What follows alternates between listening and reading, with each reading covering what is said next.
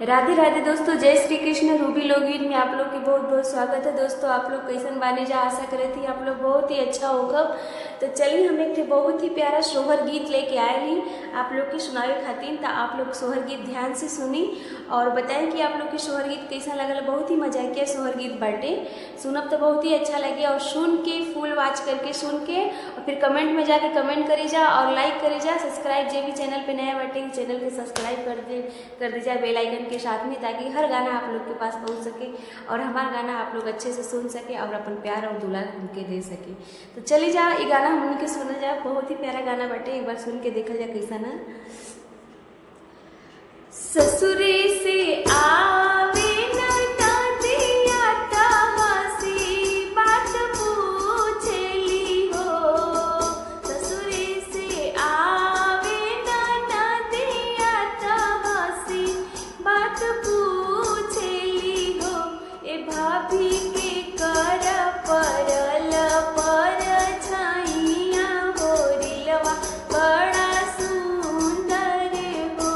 ए भाभी के कर पड़ल पर छाई हो रिलवा बड़ा सुंदर हो।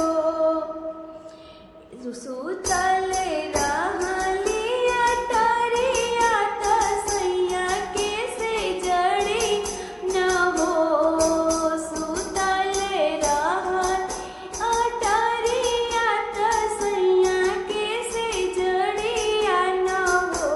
एनन दो सपना में अइले ननदोई हो रिलवा बड़ा सुंदर हो। एनन दो सपना में अइले ननदोई हो रिलवा बड़ा सुंदर हो। नैहर से आवेली बहिनिया तहसे बात पूछली हो। नैहर से आवे बहिनिया तहसे बात पूछली हो। ए दीदी के कर पड़ल पर छाइया हो रिलवा बड़ सुंदर हो। ए दीदी के कर पड़ल पर छाइया हो रिलवा बड़ा सुंदर हो। दुअरे सुतल रहलिया टरिया तसैया के से जड़िया न हो।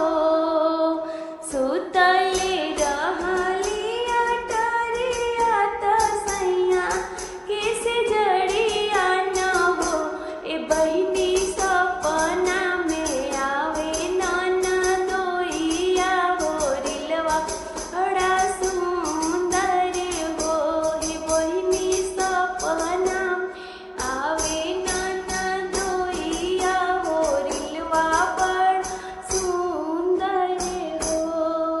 दुअरे से आवेले देवरु तहसी बात पूछे हो।